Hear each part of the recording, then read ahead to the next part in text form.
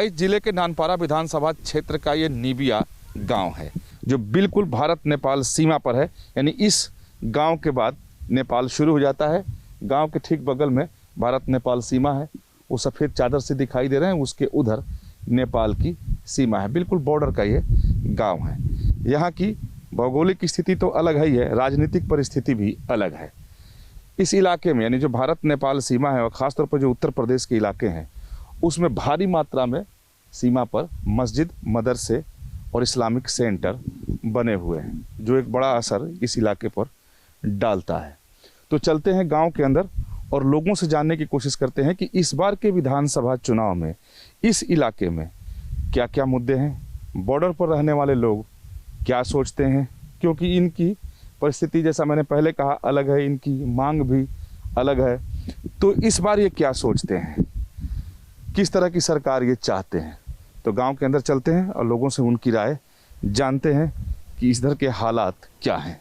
नीबिया गांव में घुसते ही माता जी मिल गई। ये उनका घर है, बिल्कुल गांव की शुरुआत में ही है। अगर इधर से आए तो आपका क्या नाम है? हमार जानकी देवी। ये बताएं, चुनाव चल रहा है, आपको मालूम तो होगा। है। तो इस बार क्या सोच कर आप वोट डालिएगा? अब सब गांव बस्ती टोला पड़ोसी जहाँ रहेगा तहाँ हम भी रहेंगे। जो सरकार कहती है योगी जी की कि भाई हमने विकास किया है, लोगों का सहयोग किया है, राशन दिया, सब कुछ किया है। योगी जी ने तो सब कुछ किया है। अच्छा।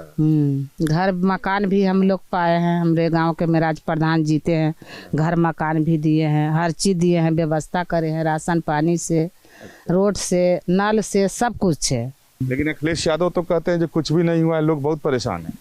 अब कहे से तो नहीं, अब तो सब कहे से नहीं होता। सुनीता निषाद। ये बताओ सुनीता, पढ़ती हो? हाँ। किस क्लास में पढ़ती? BA first year. वाह, गुड। ये कहना है कि जैसे ये योगी जी कहते हैं कि भाई कानून व्यवस्था उन्होंने ठीक किया है तो लड़कियों की सुरक्षा बढ़ी है, अब उनके आने जाने में कोई परेशानी नहीं, गुंडागर्दी कम नहीं। आपको लगता है कि हुआ है सर? ऐसा नहीं हुआ है जब से योगी जी आए हैं।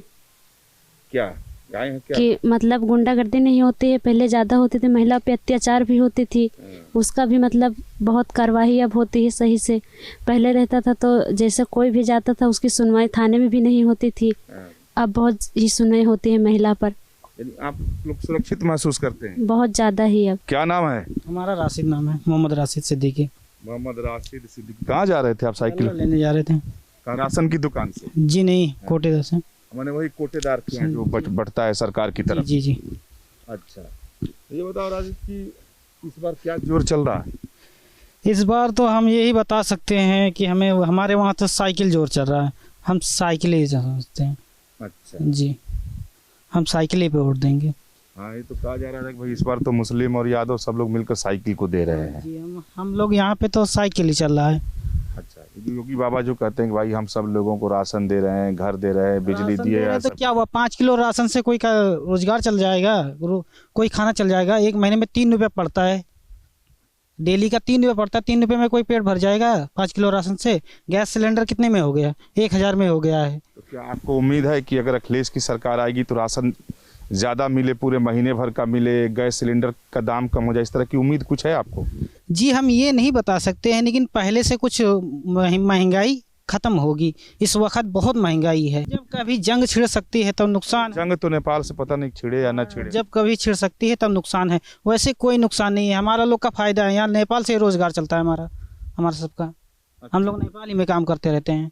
अच्छा जी, इधर रोजगार कम नेपाल में ज्यादा है? हमारा लोग का नेपाल में ज़्यादा रोजगार है, हम लोग नेपाली से काम करते हैं। क्या करते हैं आप? हम लोग यहाँ पे सिलाई का काम करते हैं नेपाल में। अच्छा, कोई घाटा नहीं, हमें फ़ायदा है, नेपाल से हमें फ़ायदा है। नेपाल अगर बंद हो जाएगा तो घाटा है हमें। अगर आना जाना बंद हो जाए, सीमा अगर लॉक हो जाए तब आना जाना हमें तकलीफ पड़ता है।